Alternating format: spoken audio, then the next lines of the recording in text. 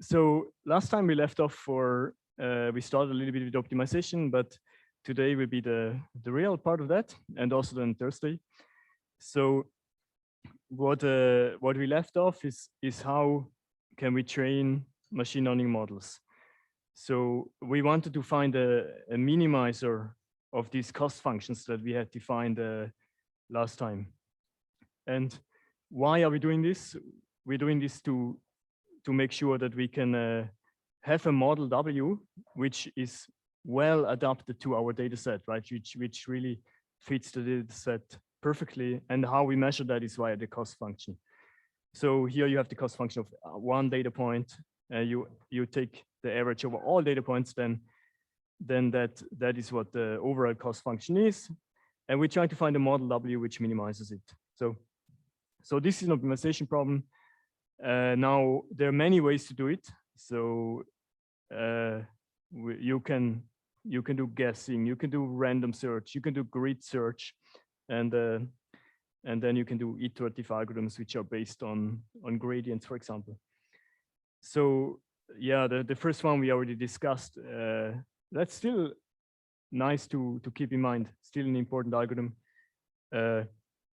because it tells you maybe the most systematic way to do it is like kind of this type of for loops over all possibilities. So W is a vector in d dimensions.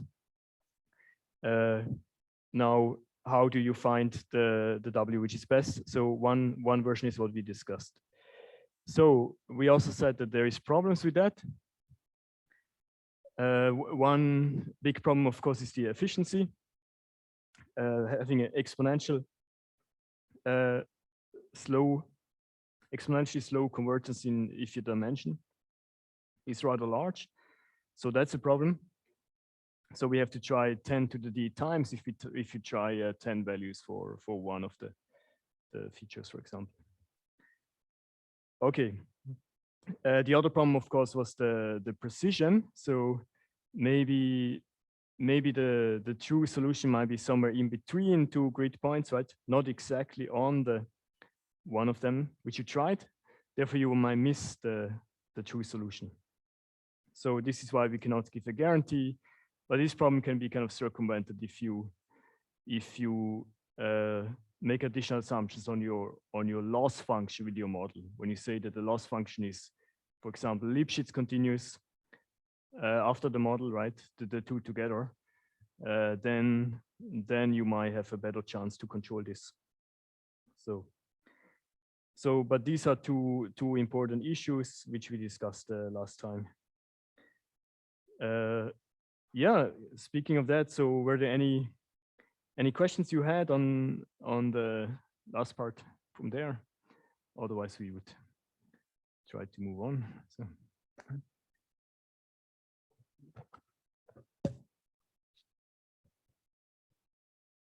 Okay, so this is where we kind of finished last time, which is with the definitions of the minima, be they local or global.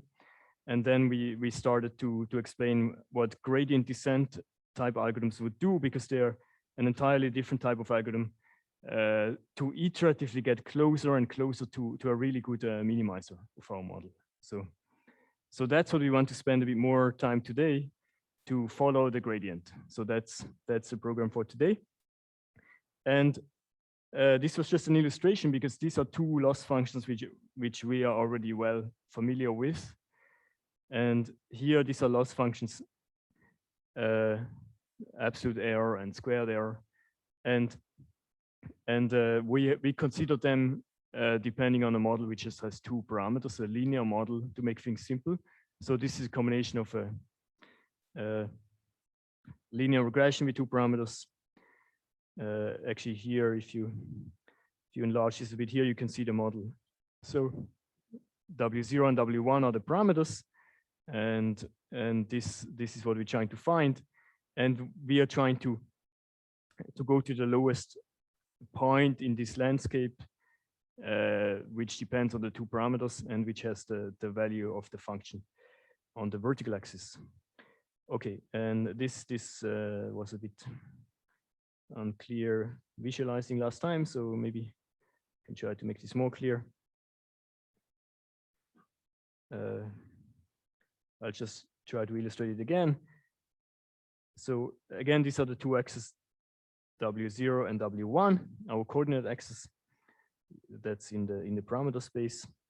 And now we want to do gradient descent. So we are currently located at the model which we call WT for time t at the moment. So we are here. And we want to go there. So this is the point I want to go, which I call time plus 1, t plus 1. That's my next iterate, and you can see it's lower, which sounds good, but that's not always the case. So just to illustrate you a bit what this means, that we look at the function value here, and the gradient of this function, it describes actually the tangent plane here at this value. So that's what the gradient describes, and the gradient here, if I want to write it really, so this vector here, which we move, that is minus a small step size, maybe gamma, times the gradient vector of my loss function, right? My loss function has two parameters. The W, so it's a 2-dimensional vector, not a 3-dimensional one. And then we want to go lower, we are minimizing, so that's why we move in the negative gradient direction. And then this gamma is just a very small number. We'll get back to this to tell you how far do you move. So that's what we call the step size. Okay, that's good. And the same thing you could do for other loss functions, of course. You can take other models combined with other cost functions. Here is the example how it would look like for the mean absolute error. That's a bit it's a very different surface. It's going to be a little bit more complex to optimize because there's some regions here where it's not differentiable. So we will get back to that briefly. But in large, people just run the same algorithm, because almost surely you will be somewhere where there is a nice gradient and you can use that. You will find something, you will use the gradient there and just follow the same algorithm, go from here to here, or then iteratively improve your value. By improving, you mean you want to get a lower value in function value. Okay, let's make this a bit more concrete. So the definition of the gradient, I'm not gonna repeat, you all know this. So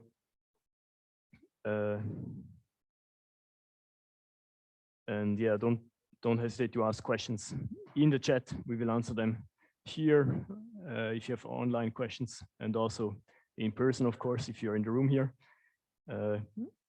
So yeah, gradient is super easy. It's just if you have a d-dimensional vector, this is just like how quickly does my function change in the first parameter. That's the first entry. And how quickly does my function change in the last parameter? That's the last entry of the gradient. So this collects all the change rates of your cost with respect to each parameter. All good. And here we now have the formal definition of the algorithm. So you kind of seen this in my picture, but this is really how the algorithm looks like. So also in a mathematical formula. So very easy. And the key point is just that you will do this many times. So you start at time 0 or 1, and then you iterate this many times. So until, yeah, when do we stop this? That's another discussion. And what learning rate do we choose? So these are two very big questions which are not so easy to answer. So, but one popular step size, for example, is one which is decreasing over the time t. Although if you are doing deep learning, then people are rather using a bit a constant step size, for example. So what step size to use? So here I mentioned the decreasing one, so the gamma depends on t. It doesn't have to, but it can. So what you can play around with is, for example, some constant divided by t. That's a nice step size. And for this step size, we also have theory for some nice class of functions. We know that gradient descent will converge. It will converge to the true optimum, or to a point which has the optimum value, right? For example, if we work on a convex function, but that's not what we're going to focus here on this theory. So we mainly use gradient descent as a tool here. If you're interested in its convergence properties, then there's other lectures for more in-depth follow-up. So just the takeaway is that the step size is really important. It really makes a big difference always in all applications, and especially in deep learning, it can be quite delicate to choose a step size which works well. Because if it's too high, then you have this phenomenon that it will go somewhere in a place where the gradient is very high, and then it will make bigger and bigger steps, and it will explode and diverge to nowhere. And then you can never recover anymore. And then if the step size is too small, you will just be very slow. So it's also not helping the task. And let's make this a little bit more concrete. What happens if you use different step sizes? And here is a nice example for this. So this is really the simplest example you can have. You do gradient descent for one parameter model. So what I'm doing here is I have data points. So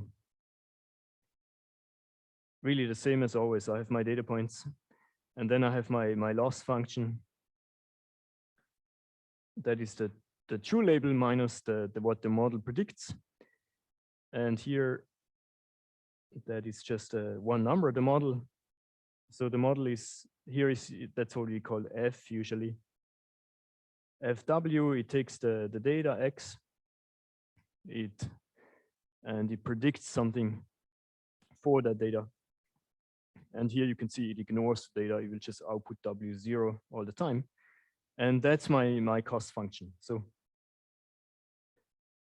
that is, again, like the simplest cost function you can have with the simplest model you can have. And if you want to abide to our convention, then maybe we divide this by 1/2n. The n is convention because we talk about the average of our data points. And the 1/2 is just because I prefer it. You don't have to do this. And why we prefer it, we will see that in a minute when you compute the gradient. It will just make things a bit more convenient. Okay, so what gradient descent does is the new point is the old point Wt minus a bit of the gradient. And a bit, that is called gamma. Sorry for my handwriting. And then we have the gradient of the loss function at my current point. Wt is my current point.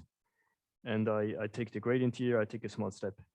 So yeah, you can tell me what is the gradient of this cost function at a point W if you had to compute it.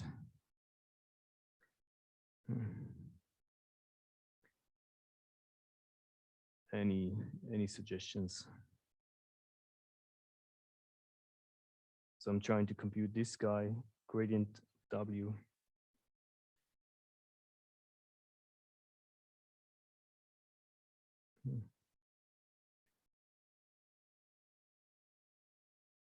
Any suggestions? Or, well, let's do it step by step. So I mean, there's only one variable, right? So the gradient has only one entry, the W01. So what is the change rate of my L based on W0? So the whole thing is a sum. So the gradient of a sum is the sum of the gradients.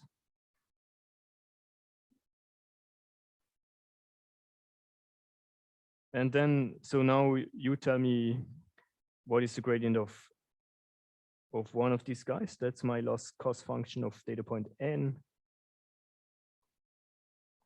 So if this one data point, it's easy to compute the gradient, right? Yeah, I think you all know it. This is just if you just take the gradient of this, is minus because it's minus in front of it, and the 2, so minus 2W0. So sorry, minus 2 times what's in the bracket, and that's the prediction minus W. So this is the gradient of my ln, and the sum remains what it was. And well, the 2 disappears. So what remains is very simple. It's actually W0 minus what I call the Y bar, which is the average of all the labels of all data points. So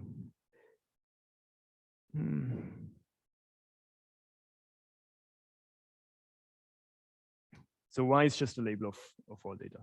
So okay, so we have computed the gradient, and now we can apply this wherever we want. And actually, that's why we got this formula here. So now if you plug in what we computed, so and you use this definition of what this Y bar is, which is the average, then you arrive at the formula we have here. So, and what is that? Just again, alt point minus gradient. Here is the alt point, and then minus the gradient. That's what we computed here. It will be consisting of the two parts, gamma and minus gamma times Y, right? Does that make sense? Maybe. Good. So, okay, and now, but that's not the point. I mean, everyone can compute gradients, and in practice, we don't do this by hand. We use a software framework like PyTorch, which can do the automatic differentiation. So, any questions on this? So, yes.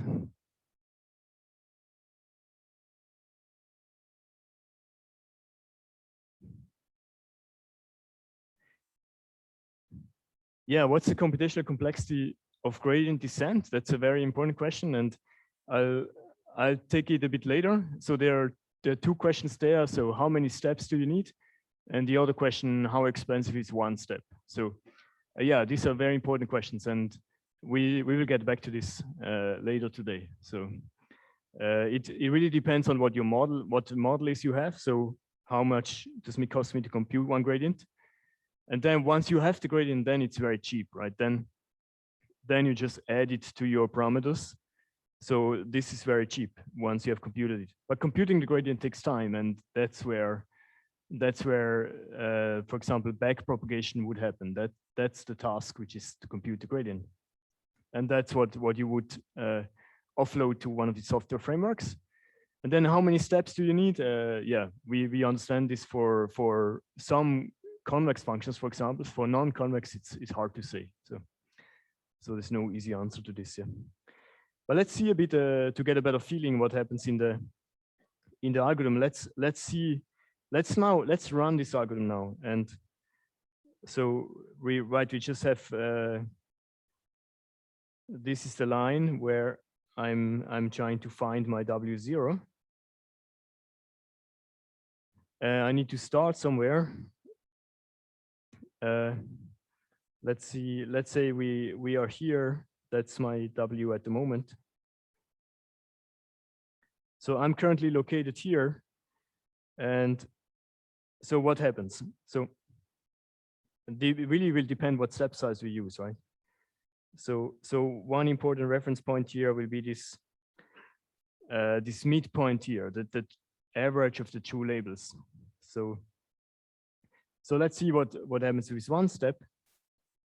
So if I just start my gradient step here, and if I have yeah, what step size would be good here? Can you tell me, like, depending on what gamma should we use if you want to make quick progress?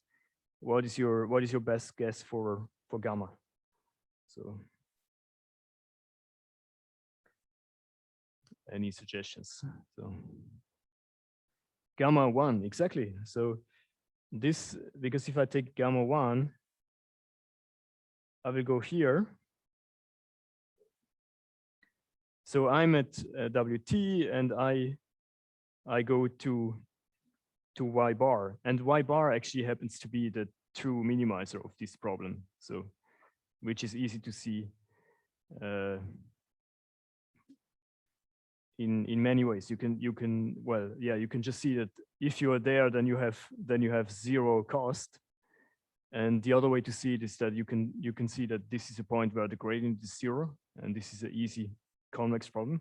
So there's many ways to convince yourself that Y bar is the optimum to this minimization problem, minimizing this thing here. So minimizing the whole thing is a L of W, of course. So that's what we're minimizing. Okay, so now if you're smart, if you have the step size, then you converge in one step. But in reality, you will never know this. You will not know where is the true minimizer, and you will not know your position relative to that. And you will not know how your landscape looks at the moment. So if you take a smaller gamma, then you will do this. So that's when gamma is smaller than 1.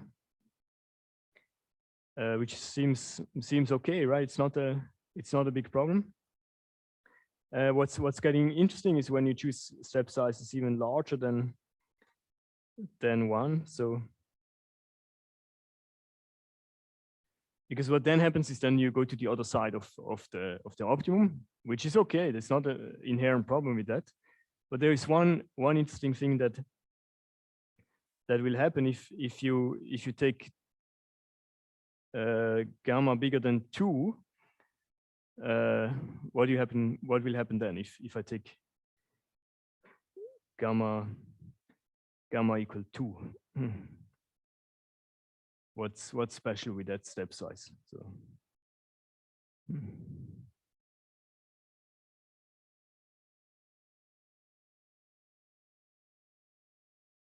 yeah, we get to the reflection point of where we were on the left relative to the, now we are on the right. So we get reflected at the center point, right? So, which is okay. But then when this gamma becomes even larger than 2, then you would say that you now suddenly you got further away from the optimum than you were before. So you actually you don't make progress. So progress here is measured the getting close to the optimum, which is in the middle. And if you take steps as larger than 2, you happen to be further away than you were at every step. So you increase your distance to the optimum, you will actually diverge. So because every step you get worse, so than you currently are. So that's what we mean by divergence. So, and yeah, I mean, this example looks maybe a bit academic to you, but it's not. This really happens in deep learning when you run stochastic gradient descent. You will have this phenomenon that if step size is too large, then you really get the divergence.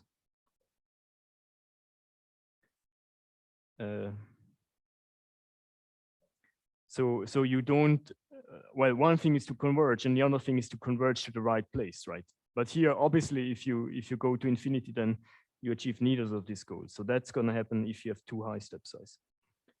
And the other thing we observed here is if the step size is strictly between 0 and 2, it's just in this example, right? Then we converge actually to the true optimum. And the true optimum, we usually call it W star. So this is the true optimum. W star is the same as the average of labels. Okay, that's a bit confusing. Maybe think about this again if you have a free minute. But keep in mind that this is exactly the kind of step we do, right? So we are here. So we go into minus the gradient of L. That's how we make a step here. So okay. Any questions on this example? Of course, this is only one step, but then if you repeat it, then you will have that you will get always closer or you will get always further. So here it's a very simple kind of phase transition. For some step size it always works, and for some step size it always fails. And there is one special one, gamma equal 2, where it will just jump back and forth and do nothing, never change its distance. Okay, so now I think we hopefully have a little bit better feeling of what gradient descent does, and also this example is maybe also helpful to think again how the model FW gets plugged into the cost function, so that then when you compute the gradient here, it's always like this, right? You always have to use the chain rule, right? You always have to use that. So first I take the derivative of the cost function, which is 2 here because it's just a square. And then I take the derivative of the model, which is inside, right? So the model here is just W, so that's what comes out here. So that's how you use the chain rule, because it's always cost function applied to the model. So yes.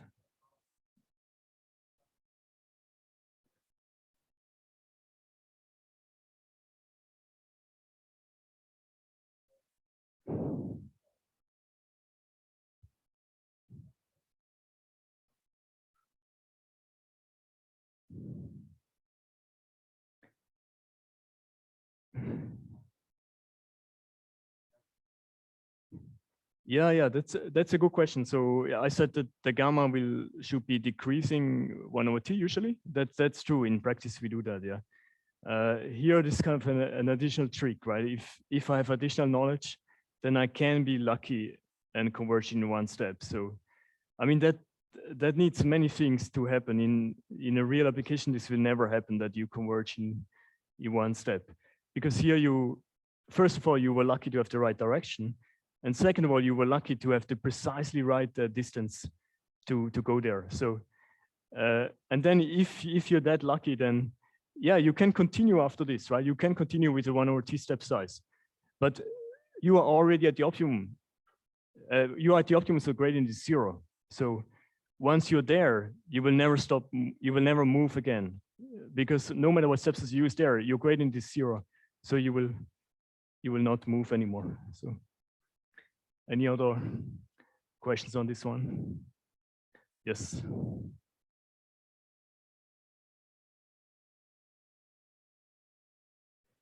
Where do we start? Do we start from 0 or somewhere? Here, I didn't assume anything, so you could start anywhere you want. I started at a random point, yeah. So, but yeah, you could start from 0. That's okay. Or you could start from a good guess. But then for a complex model, it's not easy to make a good guess what's going to be good weights. So here it's an academic example, right? Because you can solve this by hand in closed form, right? But then on a neural network, it's going to be more interesting. Yeah. Great. Thanks for the questions. Any more? Yes.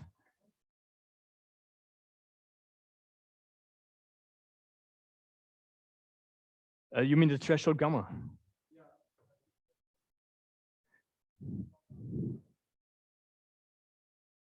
Yeah, okay. So this kind of threshold behavior, below 2, it worked here, and above it crashed completely, got crazy. Yeah, in general, I cannot give you such a value. This in practice, nobody can compute such a value 2 for which this happens. So because it will really depend in which direction you move, and then how far you move, and where you currently are. So the real landscapes are much too complex. So there we cannot compute such a threshold. So yeah, sorry that you guys asking hard questions cannot easily answer. So but I mean, the step size is also a very big engineering kind of question. If you play with a neural network, then you will try different step sizes. You have some algorithm variants which tune the step size automatically, for example, Adam. So there's a lot of engineering work will go into making this work well, right? The gradient is always the same. Everyone uses the gradient. But then, yeah, what to do with it, where to start, which step size and so on, that requires a great deal of practical experience, yeah, in deep learning. Yeah. Do we have any questions on chat? I don't think so. Yeah. Thank you, already answered. So that's great. Then, yeah, one more question, yeah.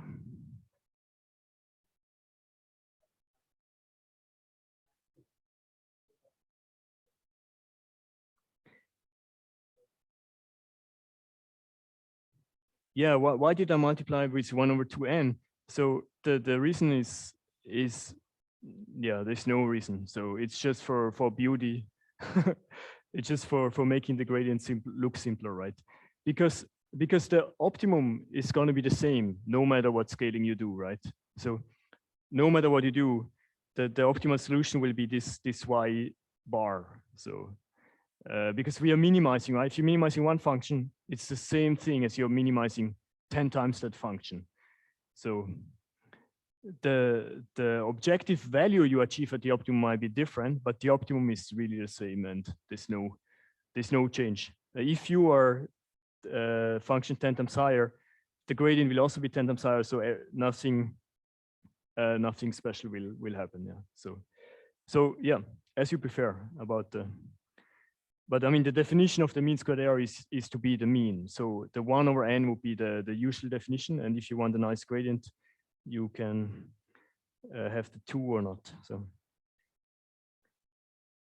we will see this actually again when we do this once more. Because the first example was really a toy example, one parameter. I think this one here is more interesting, where you will see how it really depends on many parameters. So. And that's when we do linear regression with many parameters, so multivariate. And you already saw this setting. We said the convention we usually have is that we write data points in the row, right? We have capital N data points, and then for each data point there is one label. So nothing special here. Now, you just if you write it like this, then notation will be a bit easier, as we're gonna see in a second. So, but for now, let's forget about the matrices and so on. Let's look at the true cost function and the model. So then, and this really nothing special here. Again, this is fw of my data xn. So that's this whole thing here, right? So that's my model. Now you can see that now the W finally does something which has to do with the data. So it finally we actually using the data, which is about time. So you can see that every W weight gets multiplied with the corresponding feature of your X point right here. Second feature gets multiplied by the second weight W, as it should be. So the simplest model you can have if you have D features. And then of course, on top, we just put the cost function, and really nothing special here, just a squared loss, mean squared error. Okay, and let's see if we can compute this gradient. And it's really not hard. So, and I will, yeah, computing the gradient is the easiest way is also to do it separately for each coordinate. So I will compute it, the derivative with respect to the first parameter, W1 of L, right? So what is this?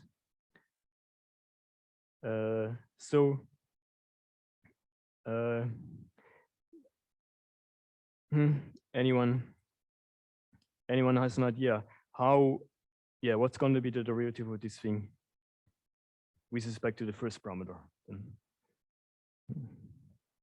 Or how would you compute it? Say again, sorry.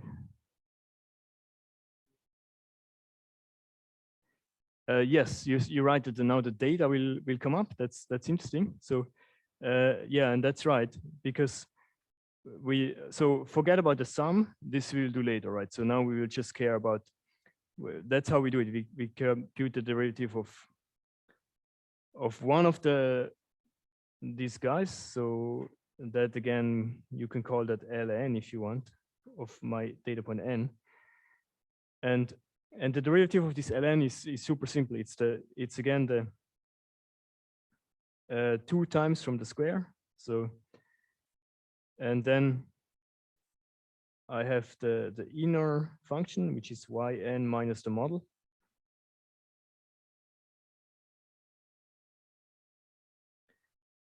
And then what's missing is the derivative of the inner function with respect to w.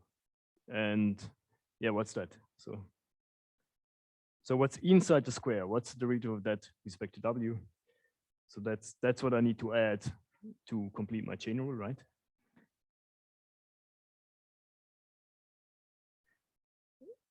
It's x, yeah, there is one thing missing, yeah. There's x and there is a minus. So the inner derivative of this stuff is minus xn.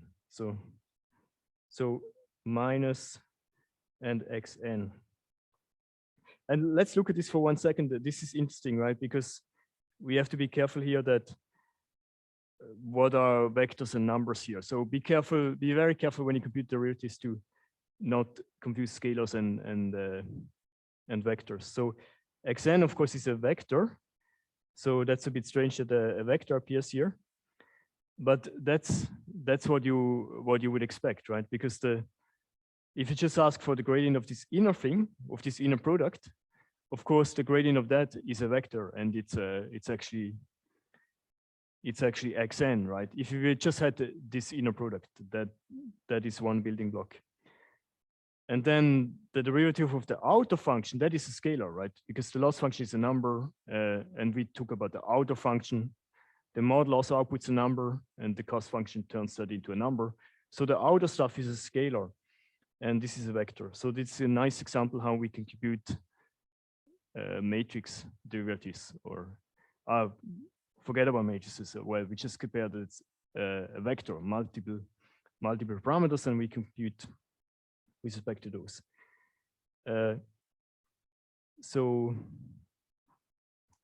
Sorry, so I asked about the change. Now, okay, I went too fast. I asked about the change rate with respect to xn, with respect to the first parameter. And if I only ask about this, only about the change rate with respect to one parameter, then this is only the first entry of that. So the answer for that is xn1. So only the first entry of that thing. So that's the first entry. But if you complete it, then what I said is you can see the whole thing. You do exactly the same thing for the complete function. So now I do it with respect to the last w. So before we just did everything at once. So, but let's do it separately. The model.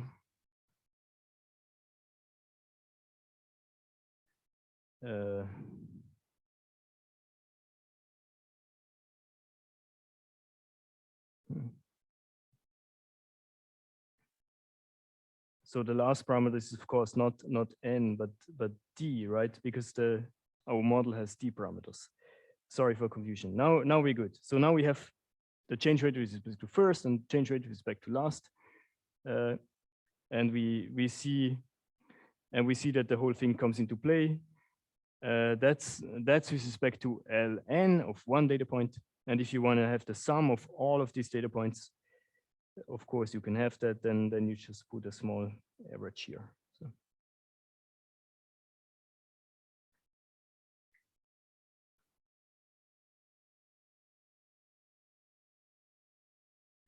N equal 1 to n.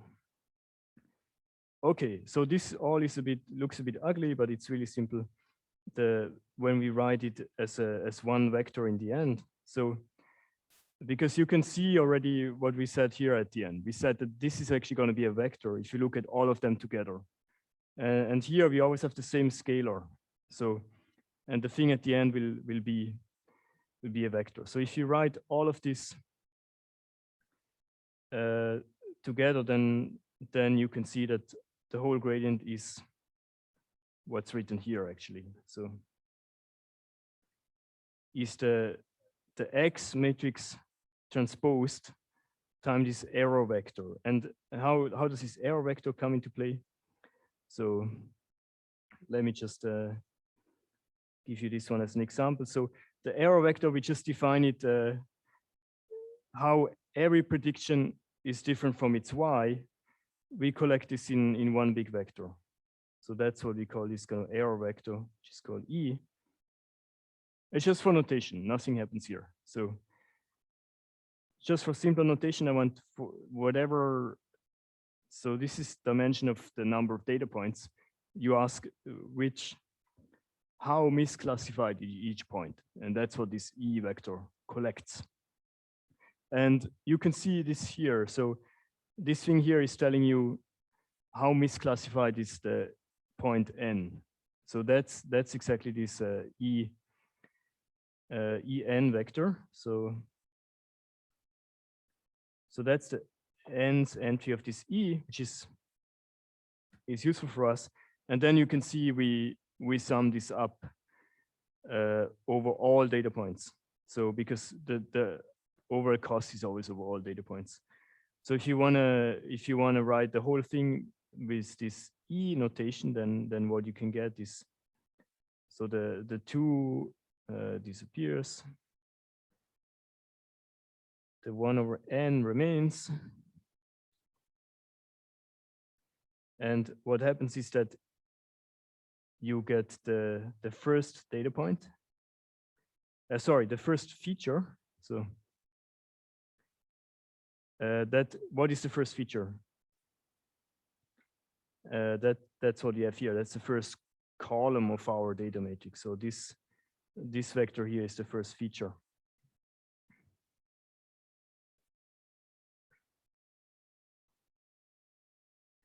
And that thing has an entry. It has an entry for every data point, and that first feature vector gets multiplied with the error vector.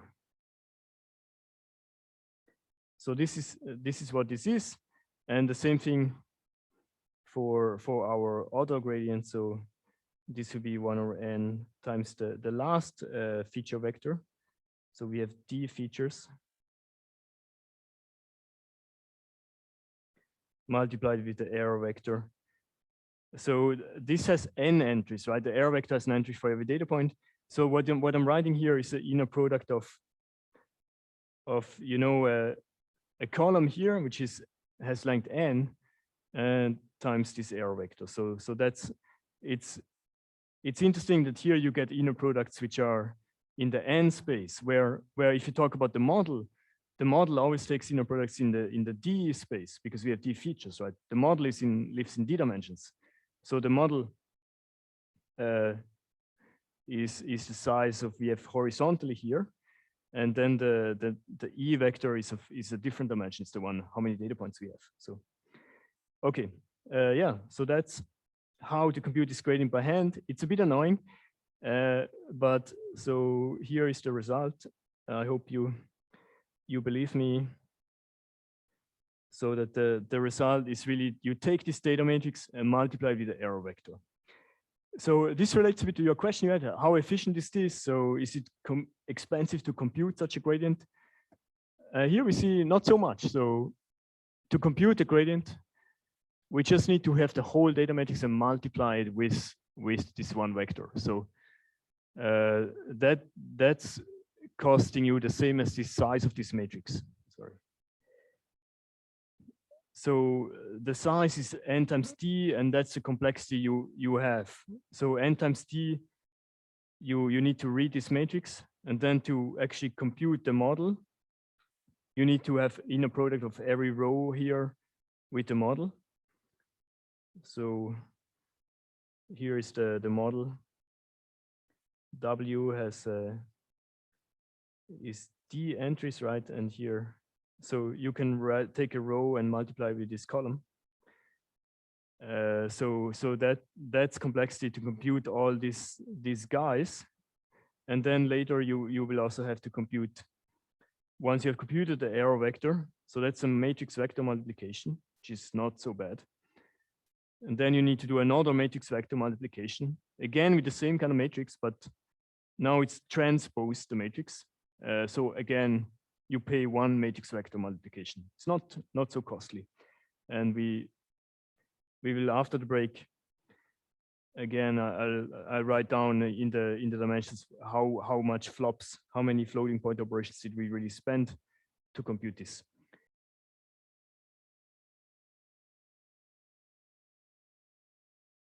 All right, so there was a nice break in between the gradient computation, but we have to go back to it. So actually, we're done with the computing the gradient, so don't worry. Now we can earn the fruits from this computation. So maybe, yeah. So what we have done here is we have seen the gradient is this, and now the question is, how expensive is it to perform the whole gradient descent? And so what's the computational complexity? And so that was a question that came up before as well. And it's not here, it's really nice to think about it, right? And this is actually an important example, because in reality, you will often use this linear model as a first baseline in your machine learning problem. If someone gives you a data set, this is the first approach that you would run to see if it's possible at all to make any prediction. And only then later you go to a more fancy model like a neural network or a kernel method or anything. So so that's why this is important. And also the computations are going to be very simple to understand what has to be done on the computer for this to work. And so again, just we need to compute the error vector E. That's the first step. Once we have it, we need to compute this. And then we have our gradient. And then finally, we need to apply the gradient step, which is this here. Maybe let's start with this one. This is the easiest. So the vector in d dimensions gets added. So that will cost us d to, once we have the gradient, to just add it to our model. That's super simple. So it's negligible cost, d, compared to this much bigger problem we have like matrices which are like d square or d times n. Okay, next. So if you have, well, but we need to compute the gradient. So, and for that we need to compute this, which is matrix times vector. The microphone sounds a bit weird, right?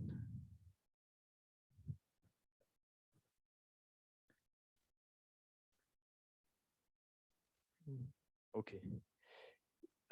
Can you hear me in the back? Maybe. All right, so we need to compute E, which is one matrix vector multiplication, and then we need to compute x times E. And that is not hard, right? So computing E, so to compute x times W,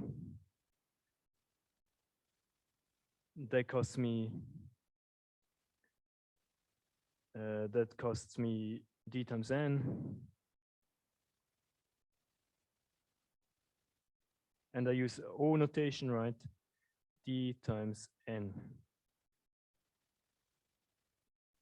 to compute this matrix vector.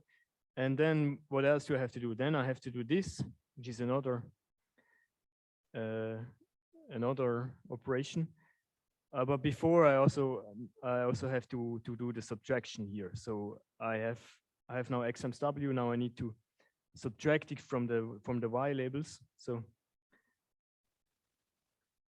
and how many of those are there? So that's order of n.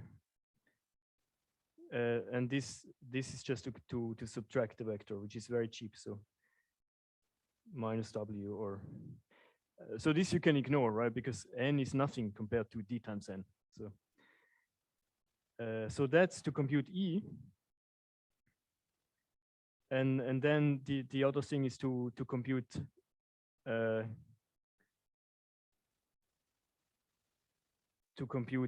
uh, gradient, the complete gradient. So yeah.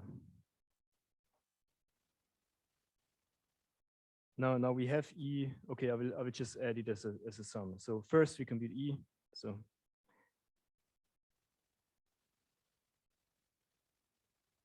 compute E. Second, compute the gradient. So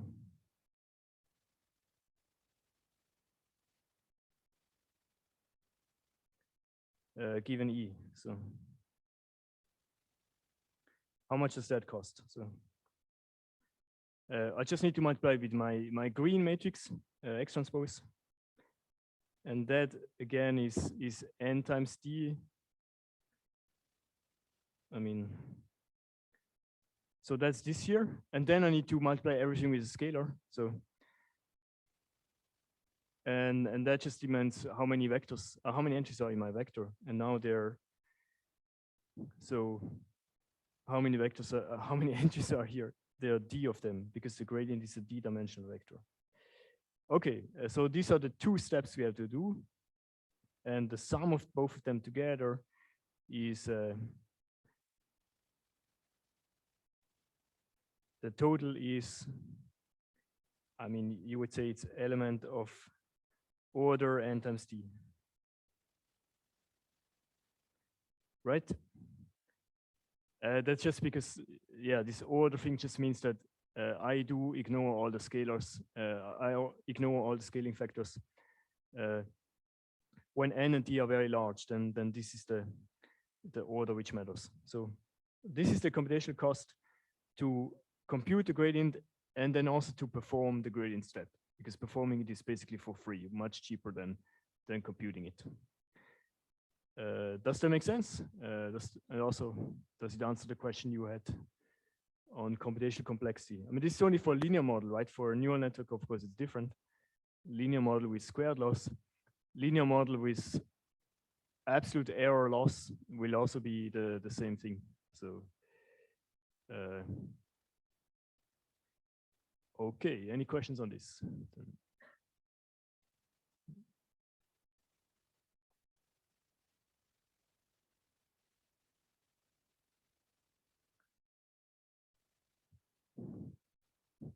Okay, then I just want to have this small remark again to say that some people prefer to have an offset in your model.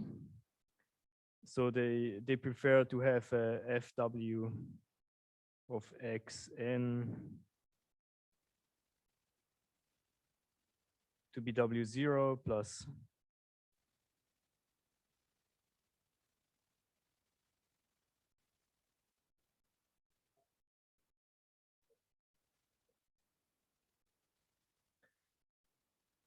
a good question. I'll,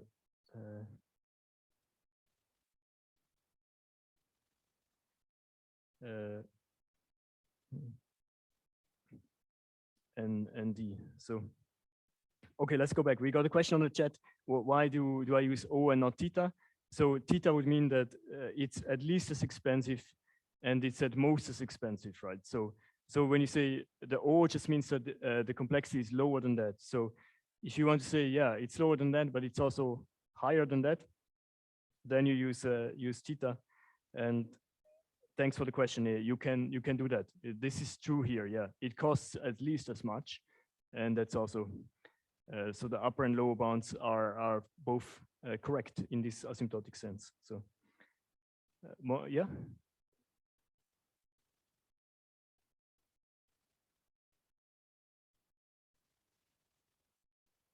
Why is this one here?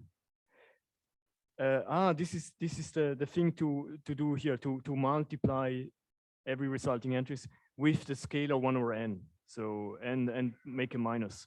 So it sounds trivial, and it is, but I mean all these operations are kind of trivial, but still these are all your electricity is spent in exactly these operations, right? So when these modern transformer models who use one training takes more in electricity than dozens of Swiss households for a whole year.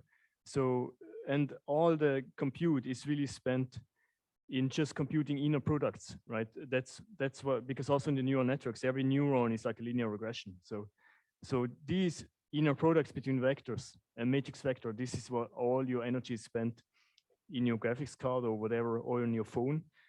And that's why we also want to discuss it a bit, because it's important to see how efficient it is to make a prediction, and then also to train your model to make a step with gradient descent. Okay, just to go just briefly back to this very small remark, just to say, okay, if you prefer to have linear regression where you have this offset guy, this one, so if you want to have a shift for everyone and then have the linear regression, you can do that. It's fine. And one very easy trick to achieve it is you just modify your data by adding an artificial feature, and that feature is 1. So just add 1, so as your new artificial feature here.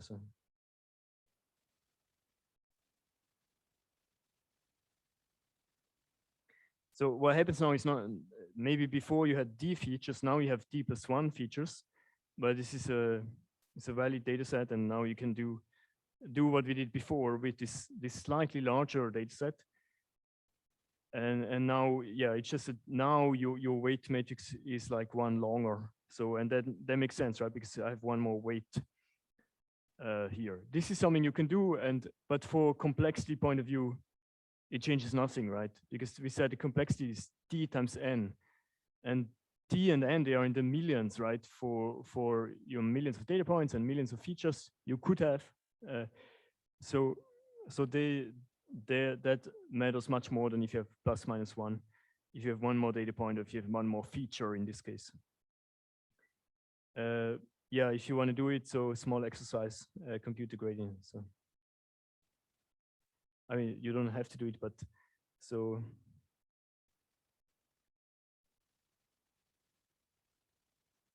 With the same linear model we had before, same squared loss, can you see if the computation still makes sense? Because maybe for these guys, the gradient will be almost the same, but the question is maybe what's going to be the gradient of this guy here, this additional offset weight, as we call it. So that's something you can think about as a small exercise. And then of course your weight vector has now entries from I'll write it down. Now my weight vector goes from 0 to D.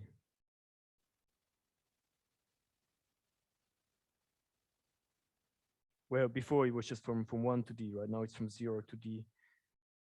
But that is just a choice of what model do you use, right? It's the same choice you make when you need to decide which neural network you want to use, how many neurons and so on. You choose what's your model. And now if that's your model, then of course you can do it, and everything we said applies.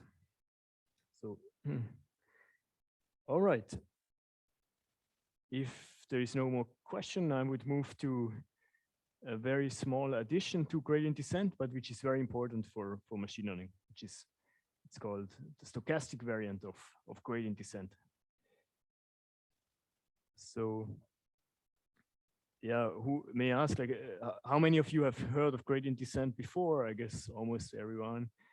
And how many of you have heard of stochastic gradient descent? So, okay, that's a bit less, but still a good fraction of you.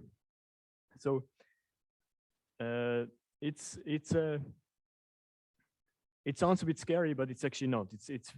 It's almost simpler than the original one, and it really comes back to this sum structure that we have.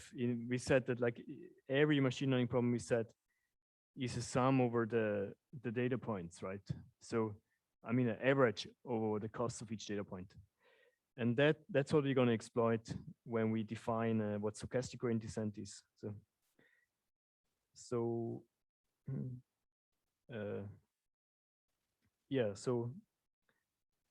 here, right, you have the cost from this n's training point.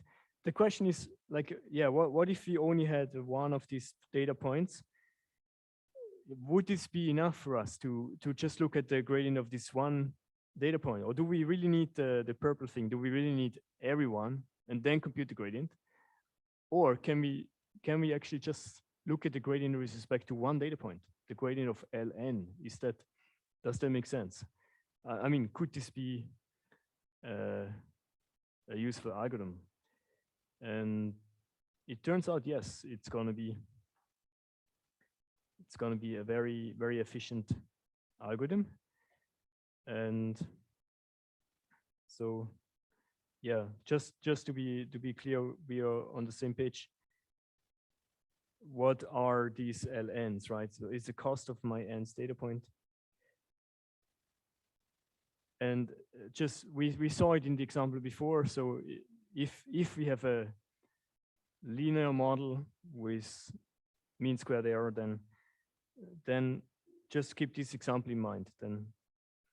Because then the cost function of my n data point is what we did before, right? That's the one where we computed the gradient of.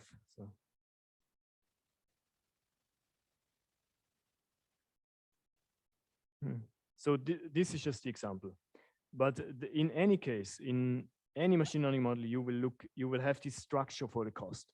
And now how do we exploit it? How do we make it faster? So the trick is really simple. It's just that, okay, let's not take the gradient of the whole L, it's too expensive. Let's take the gradient only of one of these guys, one of the data points. So, and that's the whole algorithm. That's stochastic gradient descent. If you look at it, you don't even see a difference, right? It looks the same as the gradient descent we defined. So to see the difference, you really need to look closely. The difference is here. So it's the n, right? That instead of overall cost, we use the cost of one data point. So now instead of this ln we had before, now we use the gradient only of the nth data point, one of the data points. And that, yeah, you can already imagine that this is going to be much cheaper. Because why? Because otherwise you have to do backpropagation through all the data points. I mean, do the prediction for all data points, compute the gradient for all of them. It's very expensive. Here you only need to make one prediction and compute one gradient of one of these functions, and you will already be able to perform a step. I'm not saying that these steps are equally good as the full gradient steps, but I'm saying they are way, way cheaper. So, and it's often an important principle I believe in, kind of, that if you can do many small steps cheap, then it's always better to do them than if you have like a very expensive step, you can just do one, right? It's always better to apply the steps more quickly, then you get feedback, and to do as many of them as you can, even if they're not so accurate, but more steps and cheaper, but already get feedback from applying them. Yeah. Was there another question in the chat or not? Okay. Then let's, so the whole algorithm, I again need to be honest with you, of course. It's just, so which n do we pick? So the point is that now here's where the name comes from. So that where's the randomness coming from? So, and that's like what you do first is you sample a data point n randomly. So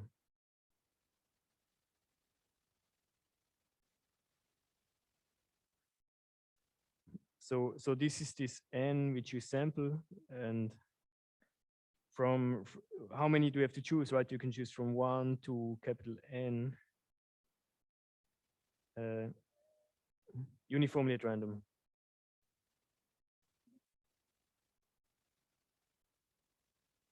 Some people call this UAR, but I just write uniformly at random. And so that's it. But it's really crucial that this is actually random. If you always take the same one, then it's not going to work. This is actually a big theoretical question we also trying to work on this is, yeah, what if you get these points in a special ordering? So can you still say something if you would still converge, if you still make progress? So, but here for the basic version, it's very important that every step you get a fresh random data point. Yes.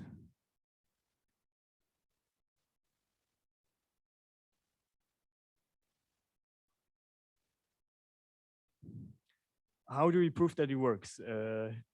Not in this lecture. And the truth is, it's not going to be make progress every step. So some steps are going to make you worse, and some steps are going to make you better.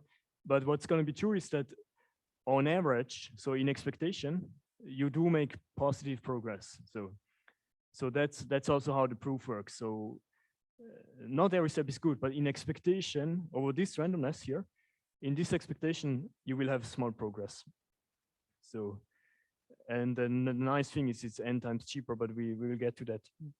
It's n times cheaper per step, and how many steps we need is another question. So, yeah.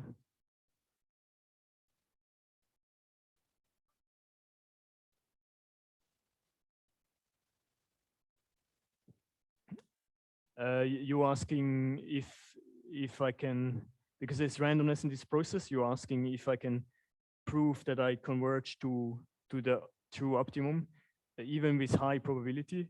Yes, there are such results, but only for limited class of models. So for convex models, for example, for deep learning, I don't think so. Then, thanks for the questions. Yeah, one more question.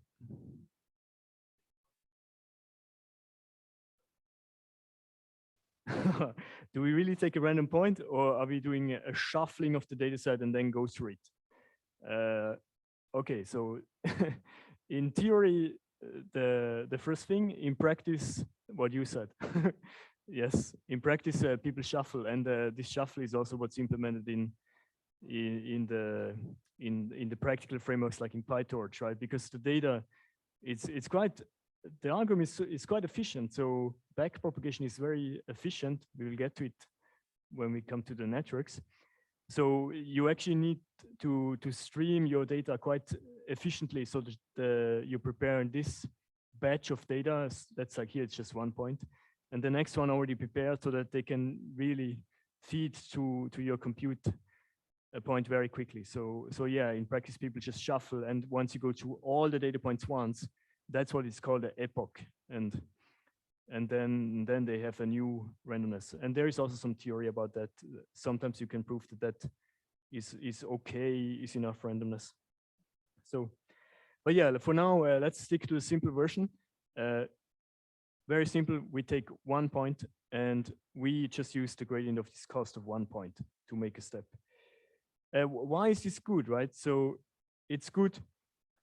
We need to, what is our motivation, right? We would like to use the true gradient, but it's too expensive. So why can we use this one? It's because the gradient of this guy is actually has the correct expectation, right? In expectation, this one will be the true gradient. So that's what I would quickly want to tell you here. That's exactly what I said. The expectation of this guy is the full gradient. And why is this? I mean, this, it's very simple. It's because the true full function is actually average. So yeah, let's try to compute it, right? So the expectation is over what? It's the only thing random is which n we pick. So it's expectation over this n. N is uniformly at random. And this is the cheap gradient we use, ln. So what is this vector in expectation? So, and yeah, the randomness process here is so simple. I pick one n out of the capital N many. So of course, what I get is the average of these choices I have. That's the definition of the expectation of gradient of ln. So, and that already looks almost like our original objective, and it is, right? This is the gradient of the original L of W, right? And that's it. That's the proof. So that's why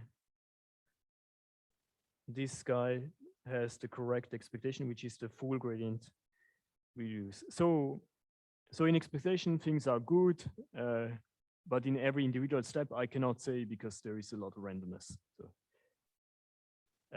but this is also the key property of all the insights people try to prove that this works. So does this make sense? Just by definition. Okay. Now, why did you only take 1 point every step? There is a small variant of this that where you're not restricted to only take one. You can take a bit more if you want. So you can take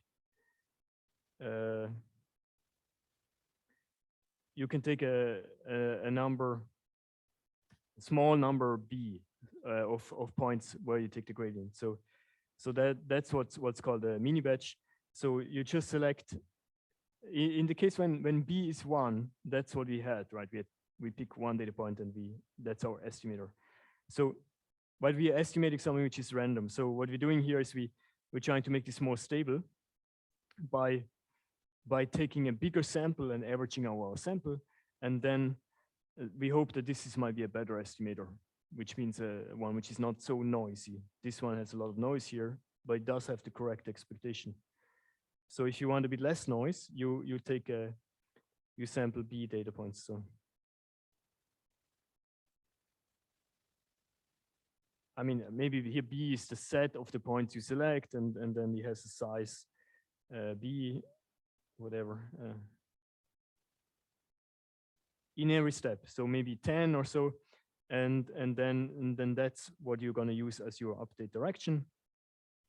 And okay, what happens if I take a large batch? So if I take this sample, if I sample many of my data points, even I could take all of them, what happens then if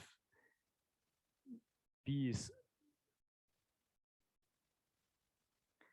yes, if I take B, my batch is everybody, the whole data set, then this sum becomes the sum over all data points again. So then what it means is that then we are back to the true gradient. So the blue true gradient, right? So then you're back to standard gradient descent as we have seen it before the break. So. Okay, so what is this batch?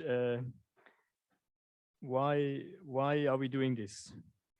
So actually, this is we only do this so we can do a parallelization a bit more efficiently. So because maybe you don't have only one core, so maybe you have B processor cores, and then every core can take care of computing one of these guys, computing one of the gradients. So if you look at here again, they computed all at the same W. So everyone agrees this is the model, and now I have B processors and they all compute one of the predictions and then also the gradient of that of the data point.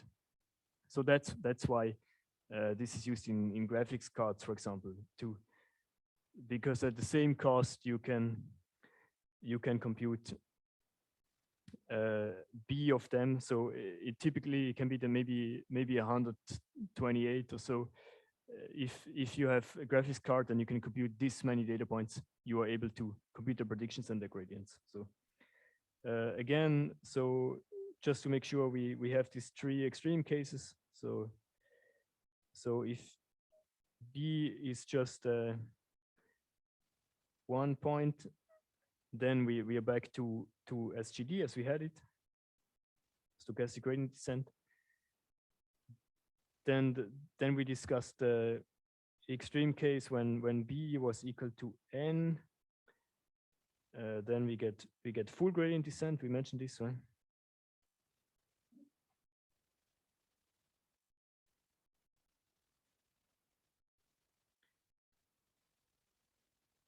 So that's what we call GD, right? Gradient descent, but you can call it full if you want to say that the whole gradient is computed every step.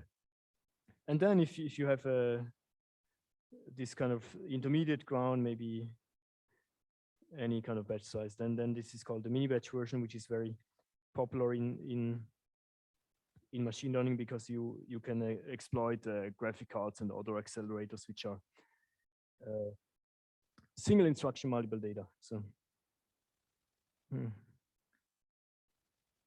so that's why the mini batch is used often. So yes.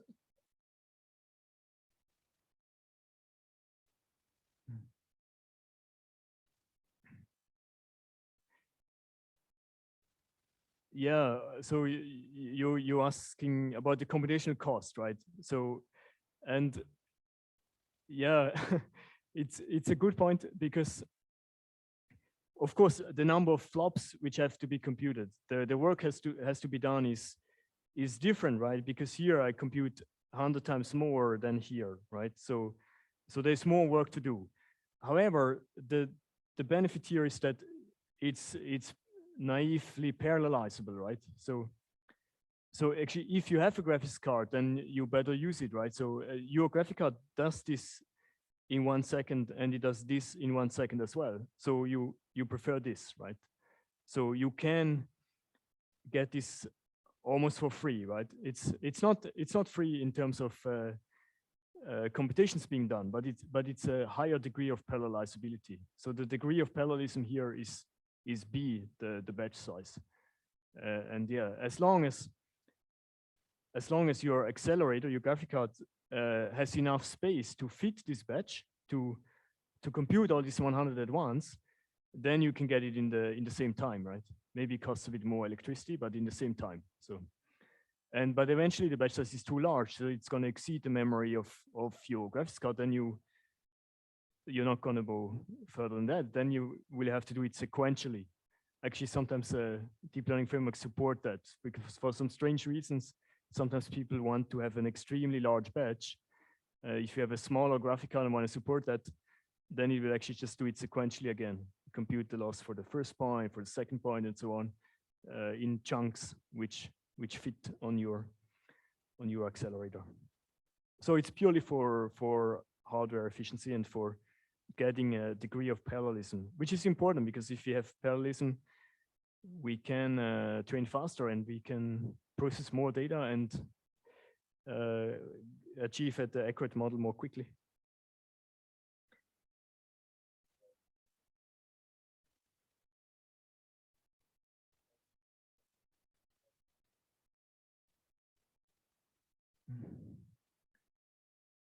Oh, okay, the question is, can we also select, randomly select features instead of selecting data points? And the answer is for general models, no, this is really, for general models, we only have this sum structure here. The sum structure is always all the data points. The features are much more subtle. The features are going, I mean, if you just ask for one data point, you need all the features, right? So if you write like this, you cannot randomly select features. There's specific problem types where you can randomly select features. For example, linear regression, if you would do then coordinate descent, which is a different kind of optimizer.